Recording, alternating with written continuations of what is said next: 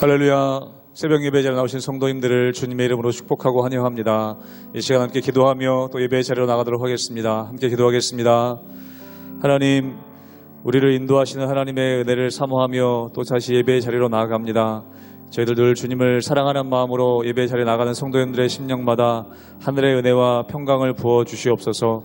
오늘 이 아침에도 하나님 주시는 귀한 말씀의 은혜를 누리길 원하오니 말씀으로 저희들을 인도하여 주시며 말씀으로 저희들을 새롭게 하여 주시옵소서.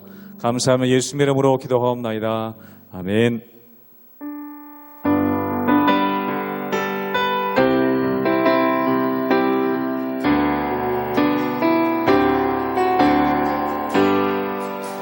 주 예수 내가 알기자 날 먼저 사랑했네. 그 크신 사랑 나타나 내 영혼 거듭났네. 주 내 맘에 늘 계시고 나 주의 안에 있어 저 복음이 같으니 참 좋은 나의 친구. 내 친구 되신 예수님 날 구원하시려고 그 귀한 몸을 버리사 내 죄를 대속했네. 나 주님을 늘 믿으며 그 손을 의지하고 내 몸과 마음을 맞춰서 끝까지 충성하네. 진실하신 친구여, 내 진실하신 친구여, 그 은혜 내려주사 날 항상 보호하시고 내 방패 되옵소서. 그 풍성한 참 사랑이 네 능히 끊을 소냐. 날 구원하신 예수는 참. 우리 2절로 다시 한번 고백하기 원합니다. 내 친구 되신 예수님, 내 친구 되신 예수님 날 구원하시려고 그 귀한 몸을 버리사 내 죄를 대속했네. 나 주님을 늘 믿으며 그 손을 의지하고 내 몸과 마음을 맞춰서 끝까지 충성. 나 주님을 믿으며 나 주님을 늘 믿으며 그 손을 의지하고 내 몸과 마음을 맞춰서 끝까지 충성하리.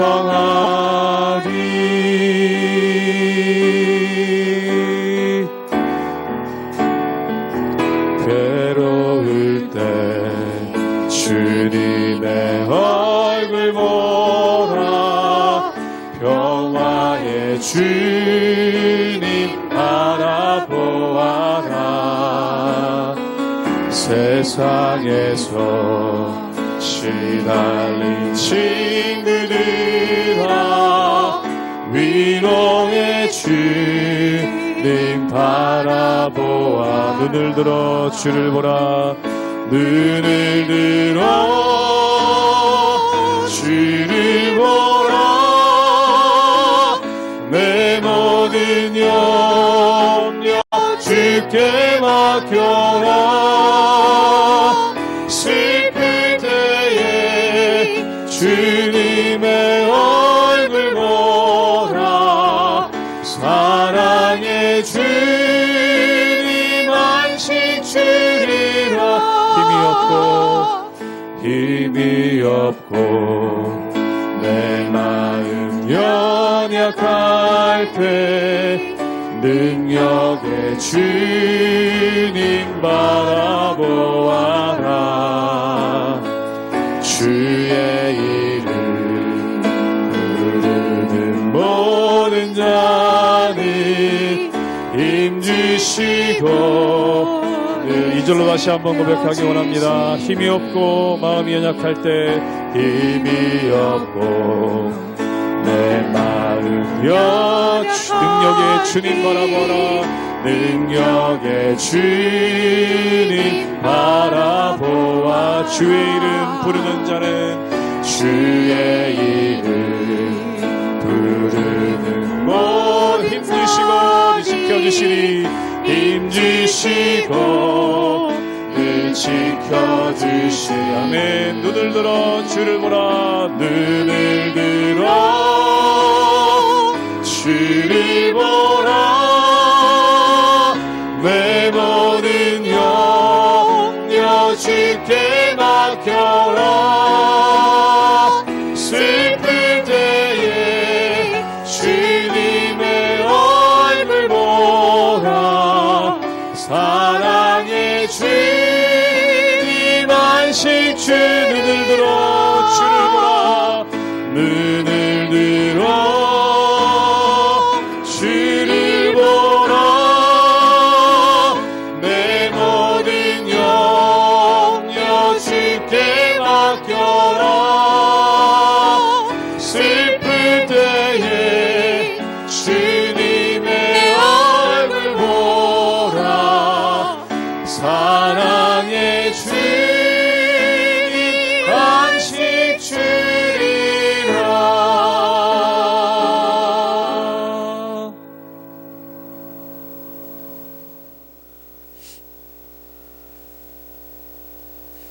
할렐루야. 우리 하나님의 은혜와 평강이 우리 성도님들 삶 가운데 날마다 가득하시기를 주님의 이름으로 축원합니다.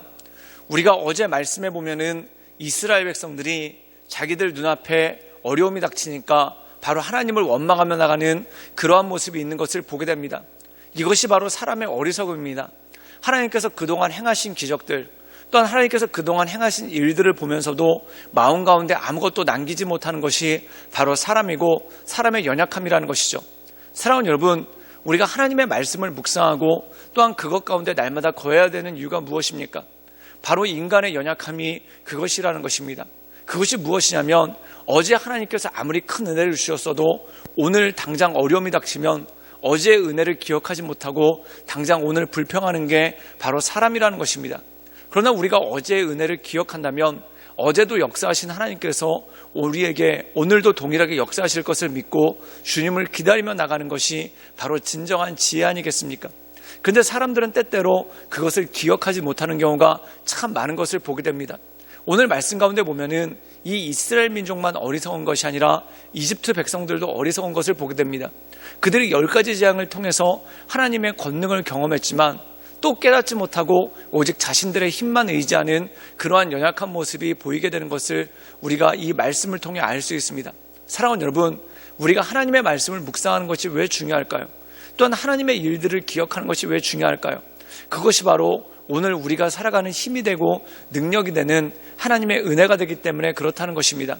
그러므로 우리가 이 세상 살아갈 때 한 가지 일에 기뻐하거나 또한 한 가지 일에 슬퍼하는 것이 아니라 우리의 삶을 통해 궁극적으로 역사하실 그 주님만을 바라보며 하나님의 은혜 가운데 승리하며 나가시는 우리 모든 성도님들 되시기를 주님의 이름으로 축원합니다.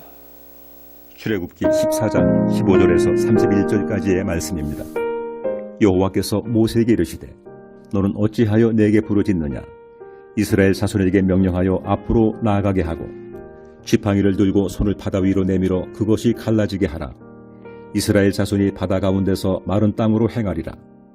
내가 애굽 사람들의 마음을 완악하게 할 것인즉 그들이 그 뒤를 따라 들어갈 것이다.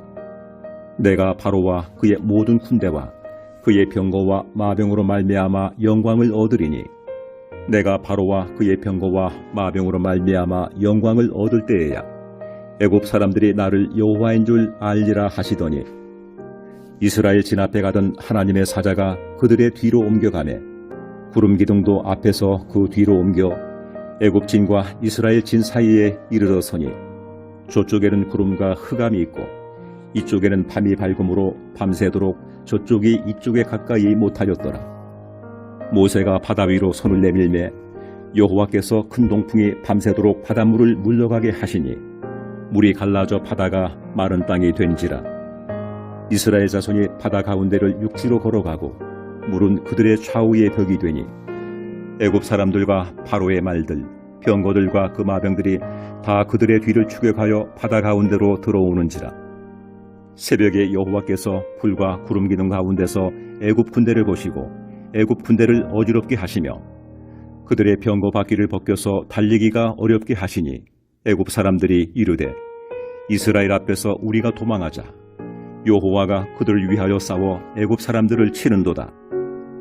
여호와께서 모세에게 이르시되 내 손을 바다 위로 내밀어 물이 애굽 사람들과 그들의 병거들과 마병들 위에 다시 흐르게 하라 하시니 모세가 그 손을 바다 위로 내밀매 새벽이 되어 바다의 힘이 회복된지라. 애굽 사람들이 물을 거슬러 도망하나 여호와께서 애굽 사람들을 바다 가운데 엎으시니 물이 다시 흘러 병거들과 기병들을 덮되 그들의 뒤를 따라 바다에 들어간 바로의 군대를 다 덮으니 하나도 남지 아니하였더라.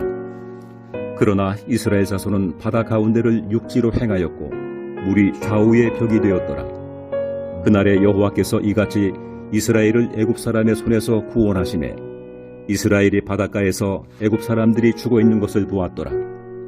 이스라엘이 여호와께서 애굽 사람들에게 행하신 그 큰 능력을 보았으므로 백성이 여호와를 경외하며 여호와와 그의 종 모세를 믿었더라. 오늘 말씀 가운데 보면은 이스라엘 백성들이 하나님을 원망합니다. 그때 모세가 이스라엘 백성들을 향해 너희는 가만히 있어 오늘날 하나님께서 너희를 위해 행하실 일들을 바라보라 라는 말씀을 주시죠. 그리고 이스라엘 백성들에게 하나님께서 기적을 행하시는데 첫 번째 구름 기둥이 나타나서 추격을 하던 이 이집트 군사들의 병거를 막으십니다. 즉 그들이 구름 기둥에 가려져서 이스라엘 민족이 어디 있는지 보지 못해서 멈추게 되는 그러한 일들이 생기죠. 그리고 하나님께서 그 다음에 바로 행하신 일이 무엇입니까? 동풍을 일으켜서 이 홍해바다를 가르시는 그러한 역사가 그 가운데 나타나게 되는 것을 보게 됩니다. 그리고 이 홍해바다를 이스라엘 백성들이 건너는 역사가 나오게 되죠. 우리 함께 출애굽기 14장 21절의 말씀을 읽도록 하겠습니다. 제가 읽겠습니다.